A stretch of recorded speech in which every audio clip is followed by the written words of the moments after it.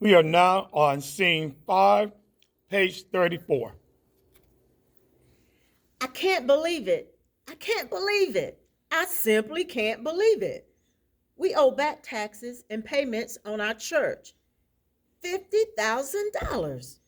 We don't have that kind of money. How in the world did we get this far behind on paying our bills? We pay our money each Sunday, thinking everything is okay, and now this. I just can't believe we owe any money, much less $50,000. Where are we going to get that kind of money from in 3 months? Where are we going to get that kind of money in a year, much less 3 months? That's $50,000 above our regular offerings. Wow. That takes care of the basic needs of the church. You guys are concerned about paying back the late taxes and payments. What about a secret developer wanting to buy the church from us? They say the developer wants to pay our late taxes, and if we do not pay the taxes by the due date, they will own the church and the land. Here I am thinking we needed to raise $5,000 or less. And we have to raise $50,000. Not only that, we have repairs to the church van and the roof. That's a whole lot of chicken dinners and fish frying salad. I'm mad at the deacons and the trustees for not telling us this before now. Maybe we should make them pay the money back since they didn't tell us.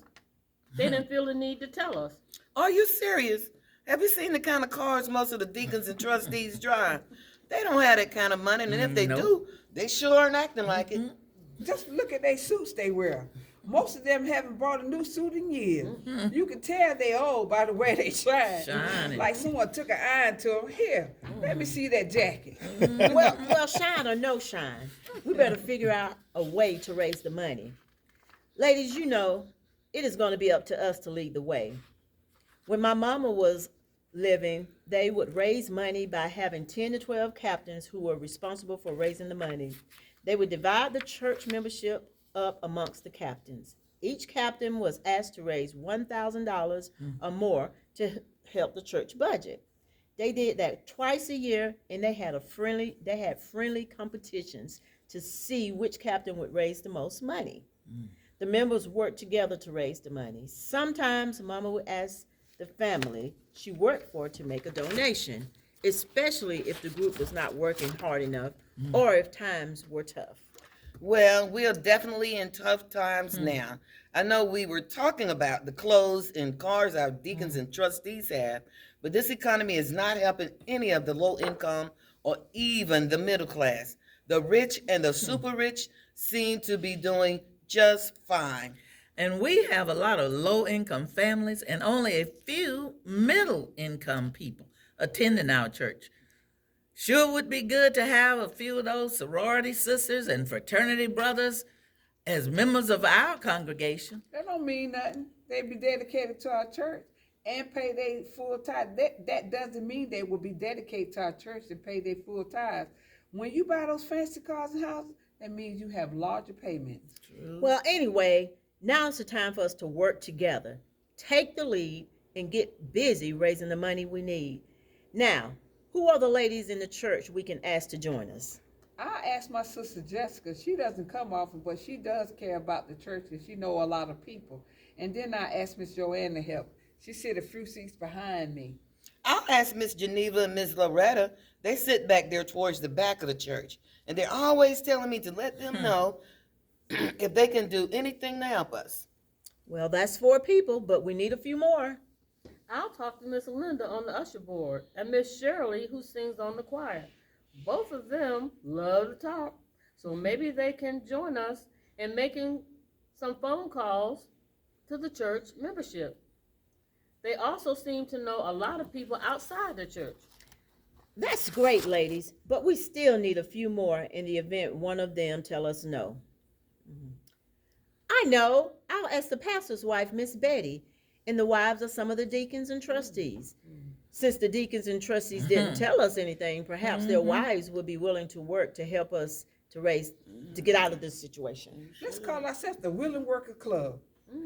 That will give us a name and a purpose and remind us that we are doing this freely for the kingdom building to save our church. Now, Dot, that's the spirit. I'm proud of you.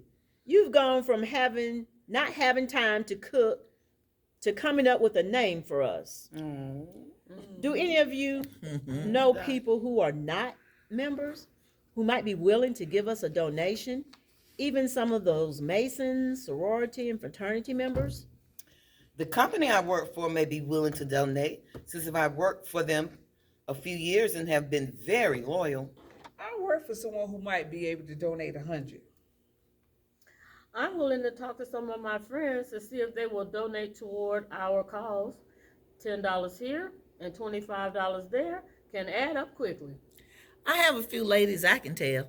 They're always bragging about how much money they make at the plant that they work at. That's nice, ladies, but we need to raise $50,000 in 3 months. I have an idea. We have a lot of ladies who like to wear hats. In addition to having the fish fry and selling chicken dinners on Fridays and Saturdays, let's see if we can have a hat parade and give out prizes for the most beautiful hat, the most original hat, and the ugliest hat.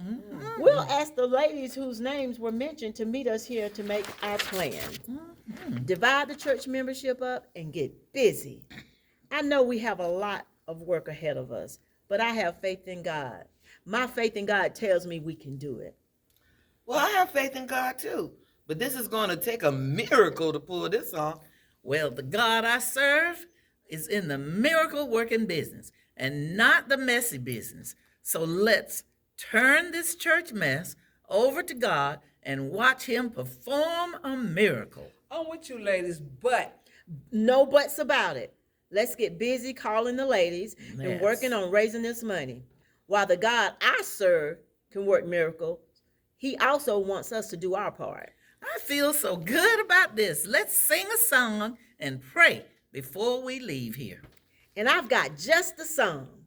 Whenever I feel a need to lift my spirits, I'm reminded that God has the whole world in his hands. Yes. And that he watches over us. Yes. All we have to do is talk to God and tell him all about it. He already knows before we even ask. But he wants us to worship him in spirit and in truth.